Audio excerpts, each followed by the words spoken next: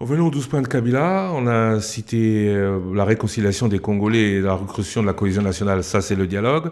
Est-ce qu'aujourd'hui, le dialogue est possible? Je rappelle quand même que le président Joseph Kabila est condamné à mort. Est-ce qu'on peut encore... Est-ce que vous êtes encore dans une dynamique de dialogue? Nous sommes toujours dans la dynamique de dialogue parce que si vous avez lu les conclusions de notre conclave, nous avons rejeté ce pseudo-jugement. Et pour nous, il est condamné en quoi et pourquoi? Il n'y a aucun sens. Il n'y a aucun sens. Le cinéma qui a été fait à Kinshasa, là, de procès, ça, il ne faut même pas en parler, sinon Kabila ne serait pas reçu aujourd'hui en pompe partout à travers le monde.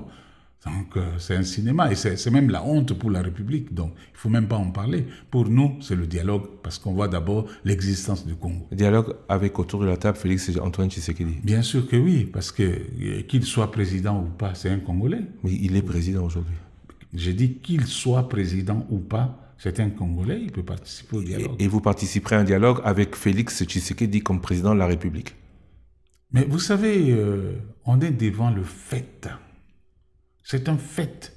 Et ça fait partie du problème quand nous parlons de l'illégitimité des institutions.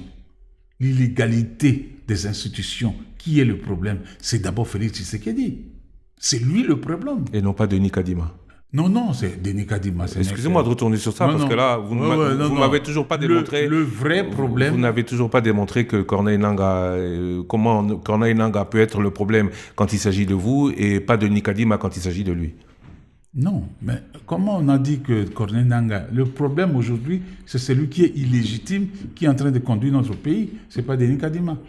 Merci beaucoup. On touche à la fin.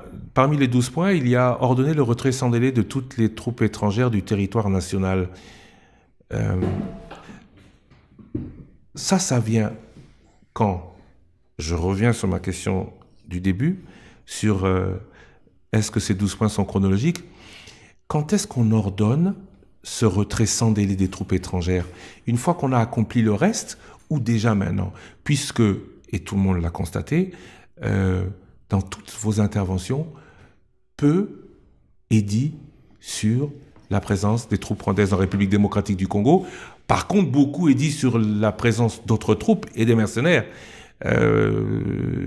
Mais peu est dit sur le retrait des troupes rwandaises en République démocratique du Congo. Christian, vous voulez qu'on parle en quelle langue pour que vous puissiez comprendre que nous demandons à ce que toutes les troupes étrangères quittent le Congo?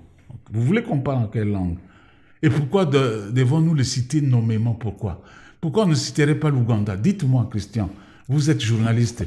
Êtes-vous capable de me donner le nombre de militaires ougandais sur notre territoire? L'Ouganda est comme l'étaient avant les Zimbabwéens et les Namibiens en République démocratique du Congo à la demande du gouvernement. Oui. On ne peut pas comparer la présence des troupes rwandaises à la présence des troupes burundaises ou la présence des troupes ougandaises qui sont venues en appui au FARDC. Mais Christian, alors vous faites exprès pour ne pas voir la vérité en face. Vous savez on sait que le gouvernement s'était attendu avec le gouvernement ougandais pour que la troupe ougandaise entre.